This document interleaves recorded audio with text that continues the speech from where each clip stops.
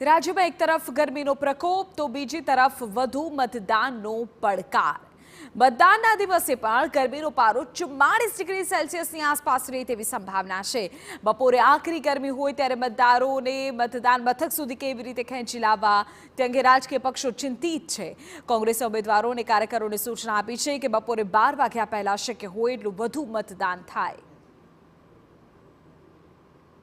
આવા સંજોગોમાં મતદાન 7મી મેના રોજ જે રીતે હવામાન ખાતાની આગાહી છે જોતા અસહ્ય ગરમીની સીધી વળતારો છે, તેવા સંજોગોમાં વધુમાં વધુ મતદાન થાય અને મતદાતાઓને પોતાના મતાધિકારનો ઉપયોગ કરતા સમયે તકલીફ ન પડે એટલે કે અમે મતદાતાઓને ખાસ વિનંતી કરી છે, અપીલ પણ કરીએ છીએ TV9ના માધ્યમથી કે આપ 12 વાગ્યા પહેલાં વહેલામાં વહેલું મતદાન કરો। બીજી તરફ ભાજપે તમામ કાર્યકર્તાઓને સવારે 10 વાગ્યા પહેલા જ મહત્તમ મતદાન થાય તે માટે કામે લાગી જવાની સૂચના આપી છે।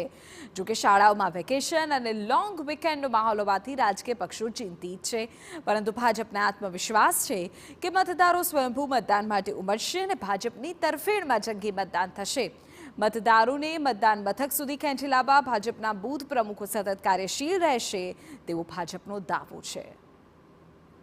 અને આ વખતે અમને વિશ્વાસ છે કે ગુજરાતમાં જ્યારે નરેન્દ્રભાઈ મોદીને ત્રીજી વખત પ્રધાનમંત્રી બનાવવાના છે, વિકસિત ભારતનો પાયો નાખવાનો છે, ત્યારે ગુજરાતના મતદાતાઓ સ્વયંભૂ મોટી સંખ્યામાં આવી અને ગરમી શરૂ થાય એ પહેલાં સવારના ભાગમાં બધા જ આવી અને મોટી સંખ્યામાં મતદાન કરશે।